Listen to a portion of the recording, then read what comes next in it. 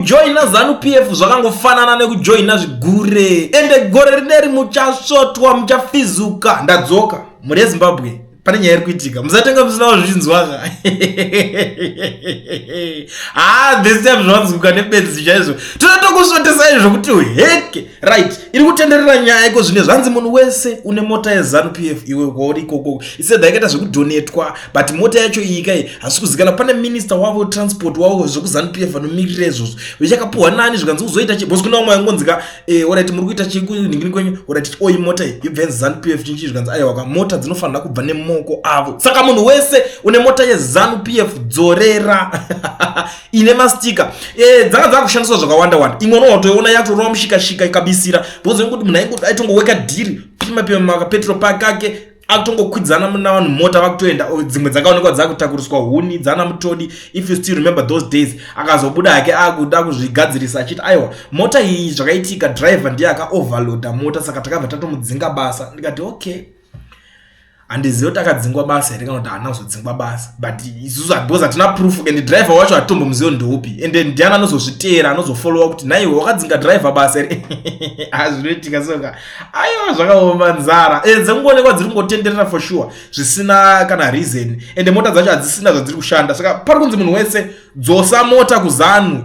Kujoina ZANU-PF zvakafanana nekujoina zvigure. Saka mota hanzi ngadzidzoke vabereki manga makutoganza mama kutoshanyira hama nemazimota emusangano manga makutovharirana muchiti isusu tine mota aiwa dziri kunzi ngadzidzoke because pane dzimwe dzakangopaka iko kumasero kwakati kurehwa ikokoko. Dzorai mota iri kutenderera nyaya matsamba acho ndagara taisaya kuitira kuti isusu tichazoudzwe zvekuzonzi panapa tiri kutaura zvinhu zvisiko because inani ndinofanira kutaura zvitombuka asi nyaya yacho ndatombenyarira katikati ndikazodii. Saka pandazonzwa kuti pane umwe munhu wokuti aimbondiganzira nezimota remusangano iroro aripo paline apo riri kudzosa mota ndikati handihekere ngaifambe shoko dziri kudiwa mota dzeZANU hanzi ngadzidzoke ndo nyaya iripo pakaipa muchasvotwa mukazvireka. Zviri pakumfanana cooling system yori cooling system ka coolant ndini Mr. D. Pane munhu one anotaura mashoko ekuti nyika yaiseka ndofunga ifari. Unoona Zimbabwe ine marudzi akawanda wanda. Mukuwanda kwedu marudzi iri kuita ngwanda kuka toda chinhu one rusununguko tigare zvakanaka. Ini ndikanzwa umwe munhu ukauyu ndamuregerera achingotaura zvaanobufura asi nhasi ndatimbomugarira pakona handikwanisi angoti nzveni vanamugarira nechimbo. NdiJeff Judah anditi rongo rwake ruri papi yo haazi kutsvaka ari kutsvaka rudzi haazi kutsvaka rusununguko rweZimbabwe ari kutsvaka rudzi. Chinodiwa chatiri kufira vane Zimbabwe rusununguko rweZimbabwe kwete rudzi. Ndiani anoziva kwakabva nako chakwe papa muZimbabwe? Hapana. Vaunozwira vamanotoda kutotora kwanze King Mutapa wakabva hatizvidisvo. Kana uri mwana wemuZimbabwe unobva kana munda kunorima ndakuti uri mwana wemuZimbabwe. Unofamba paunodira ndakuti uri mwana weZimbabwe. Unoshandira taxi yeZimbabwe. Ndoshama munhu murume akasvinura zazvo achitaura kuti kwanzi mabumbwa Malawi chi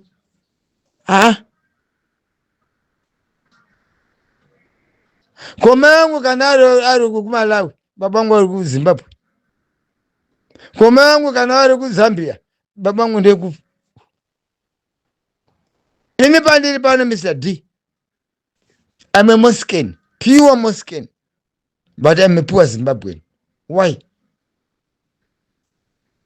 baba vangu chizvarwa chemuzimbabwe sandi muzimbabwe nika zvako zvazviro zvori kwai mabumbwa iwe sekuru vako unonyatsovaziva kuti vakaenda vakabva nekupiwa nduzi iwe Jeff Judah wewe uchida kuvhiringidza vanhu vana vavezimbabwe iwe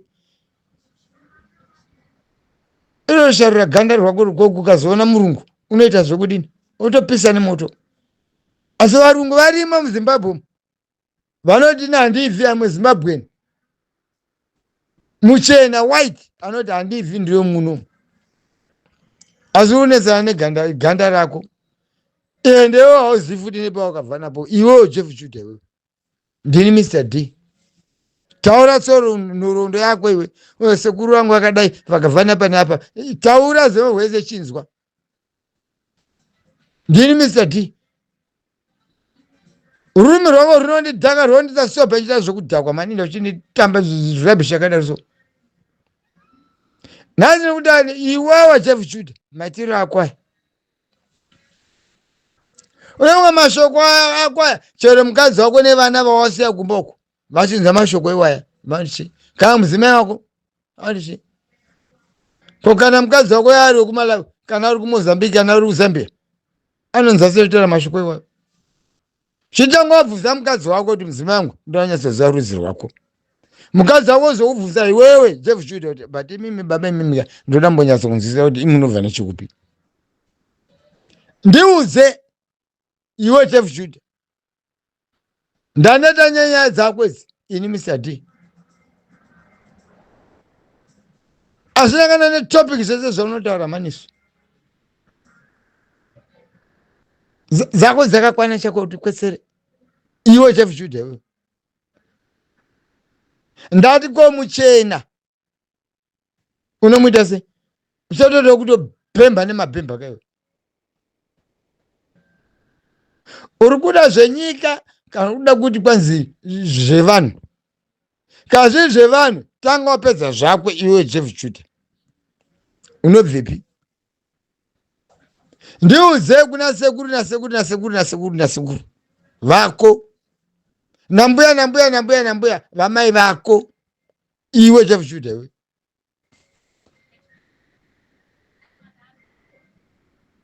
wai munhu akaita so ina uchida kungozvinyadzisa nezvizina nebasa rese so ndiuze kuti vana vezemo kana zvingoteerera nyaya yako iwe Jeff Judah vanongosheka musoro kuti akakwana here munhu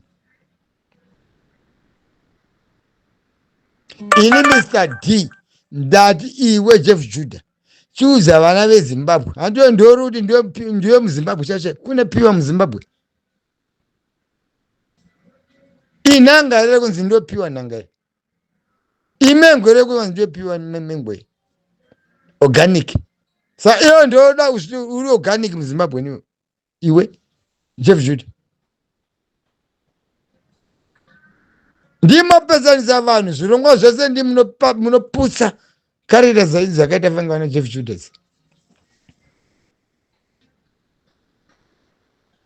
iwe mbozvibvunza here wega iwewe kuti rudzi rwako nderupi ndiuze apa asi handeye kunanga senimu yakati inoreva kuti zvakati ndecha hazvina nebasa zvo ini Mr. D mai vangu she's a Malawian baba vangu is a Muscan Mozambique but I'm a pure Zimbabwean why ndakabarwa muzimbabwe macho mai vangu vakauya vakazika mizimomo baba vangu vakazika mizimomo vakanyengana mukomana nemusikana mhuri yaimo ndinika imwe mhuri yacho sa unonditi chiyapa ndiri mubumbuka pakudini iwe ndiuziva kuti mai vako kwavakabva nako nababa vako nekwavakabva nako ndakuudza kuti sekuru nasekuru vamai vako nasekuru vababa vako vakabva kupi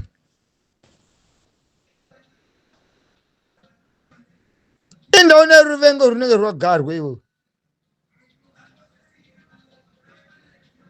munenge mamwe chete nanagarwe wacho kuti iwewe Judah ndo Judah Iscariot wandakamboona ari kurarama pasi pano tafunga Judah Iscariot akafa iwe uri kurarama ndiwe wewe ndio Judas Iscariot, kwete Jeff Judas Iscariot. Mwoyo wako wakashiba fanika mhakure Black Mamba. Haumasiri panyika iwe.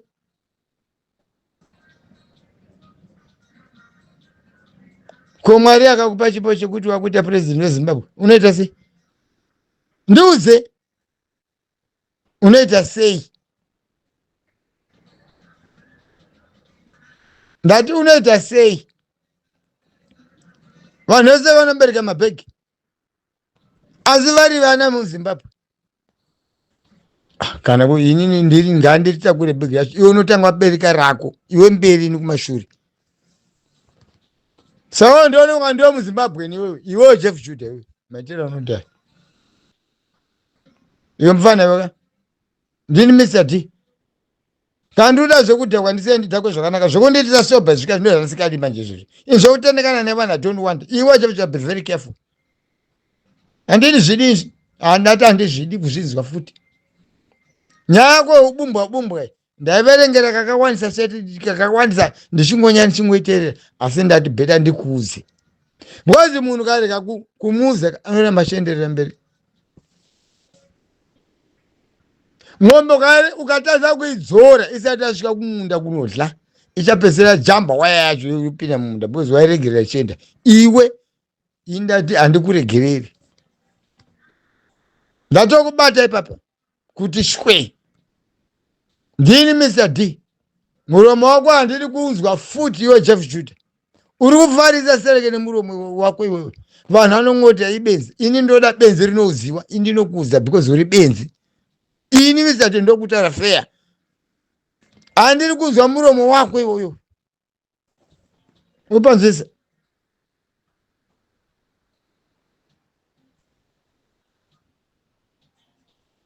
Chero kana zorwa kuChina kuri muChinese.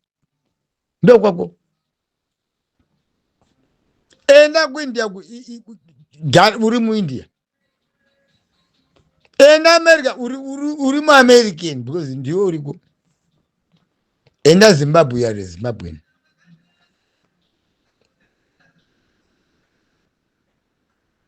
Mwoko kashata iwe. Obama anaotonga America. Yachibva Kenya. Saveza kamvotera mapenzi. Ndikubvunza. Example riri pachena. Obama akatonga America. Why? Was my American? Sura yake iKenya. But my American. Saka maZimbabweans ari mwaya whether anobva kupi kana ari muZimbabwe. Iyo chinokurwadza chikwe ipapo. Chicho kurwadza ipapo. Iwe pachako uri ani iwe? Iwe Jeff Judah. Nduzi. Hautambozivi pamwe unobva kuNdora kuZambia. Pamwe unobva kuBranda kuMalawi. Pamwe unobva kuBhera kuMozambique. Pamwe unobva kuCape Town South Africa. Chero kuAbuja kuNigeria uko. Pamwe ndoko unobva.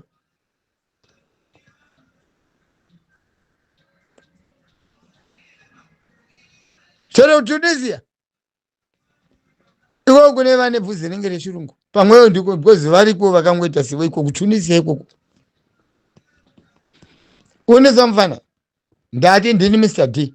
Muromo wako waunotaura kuti ningi mabumbwa handisi kuda kuunzwa futi. Yini wadapezanisa vanhu vane rudo rwamuZimbabwe. Wobudza ne one tongue yakoyo. Tongue yeshumba. Uri crocodile iwe. Garwe. Hauna kukwana. Kana chazokutaura nyarara pina mubedroom mako bva warara kuti zi. Woita zvaunoita nemukazi wako. Mopedzera kuti igabati ni mbundu zaunobva nekupi. Mopedzera nebedroom menyu. Hakuna kupinda muvana veZimbabwe. Wotaura zvaunoda kuvana veZimbabwe. That is pure rubbish. That's caucus. Yena kadzidza ndakuza rimwe word rekuti ka warironda every day chete hana kudzidza Mr D denda ndakuudza one word bandikadaka ndozoputisira word iroro ibhomba. You are rubbish, you are stupid, you are a dog, you are not worthy to be a person here on earth. Through the Holy Bible, you are useless. You Judah, Jeff. You are the Judah Iscariot. Iwe. Ndini Mr. Tindru kutaurira. And I'll never swing back. Ina family sevanga rwaivhikani. Roti mbelere kana sure. Mbelere kana sure. No. If it is forward, it's forward. If I'm stuck with you, Judah Iscariot, then I'm going to move forward. Unizilayo Jeff Judah. Ndini Mr. D. Ndati handidi kuzvinzwa futi zvokuti kwanzi kune mabumbuka. Iwe uri chiko? Uri chii ipapo? Pakana mai vako nababa vako iwepo kuti vate nhumbu yako iwe kubara iwe. Wakaziva kuti mai handiani ababa ndiani? Indori mbuka yemunhu so. Ndati aikona zvoda kundivhiringani Mr. D chida zvokudhakwa. Handidi zvokuitisa so pachida zvokudhakwa. Upanzisayo Jeff Judah. Ndungota iwe zvako handati inini. Kana if you are a very munhu akangwara, miromo yako ibva waiti zi. Ndini Mr. D. Unezisa? Ndati ndini Mr. D. Mai vangu she's a Malawian. Baba vangu she's a Mozambican. But I'm a Zimbabwean. Ndo makakurira babangu. Vakanyangana namai vake kumarawi. Vari muZimbabwe. Ndo kubara ini ndiri muZimbabwe. Ndikandorwa hondo ndiri muZimbabwe. Ndo chimuringa.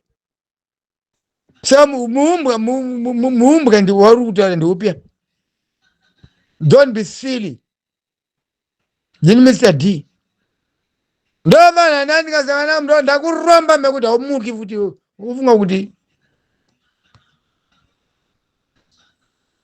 wamborwa nemunhu anengoromera. Inda kudzemura zvokuti haumuki apa iwe. Iwe Jeff Judah iwe. Vanotsvakira mvura yekudira inotonhora. Ropa rakubuda mumhino. Ndakudzemura nehwani pamene.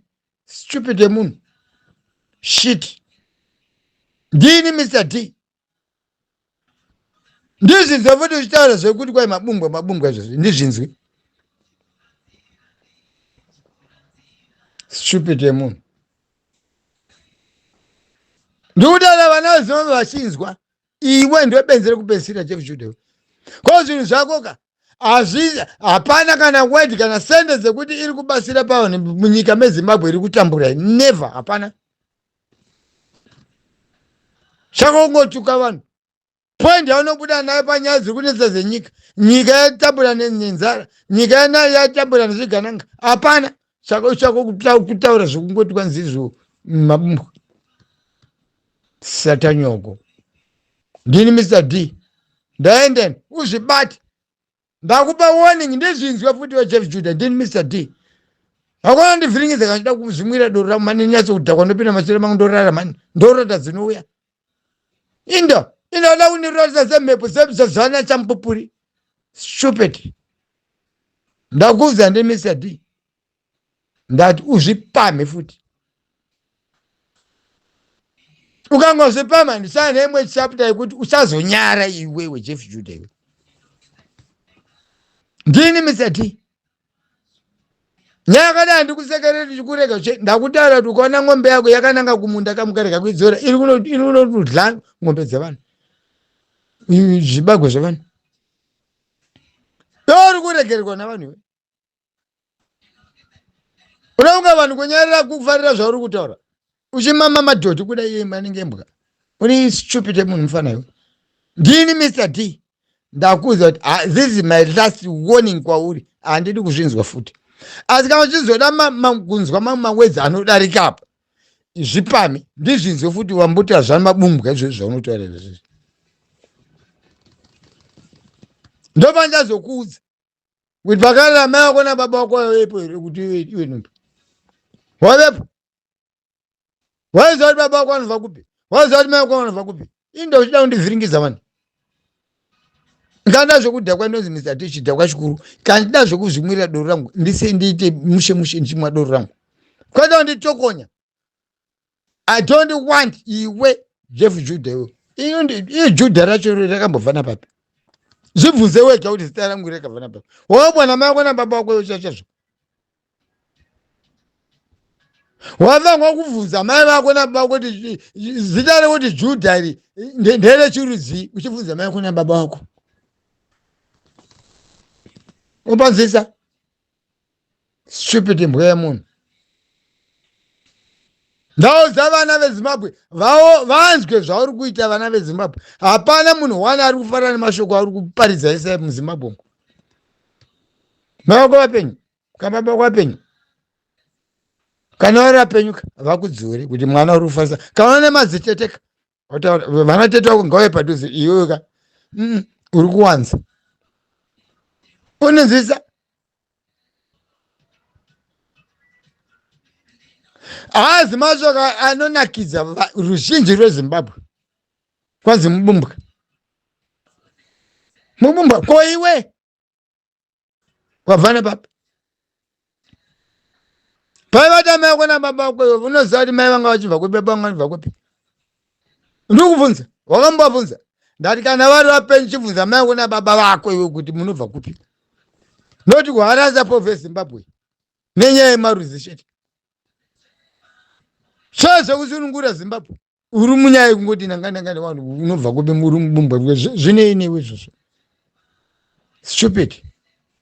Chindirega ndimwe doro rangu ndidhakwe zvakanaka wazvinzwa mufana iwewe Jeff Judah goodbye ndinzwe futi inonzi nziwe ini Mr. D I don't want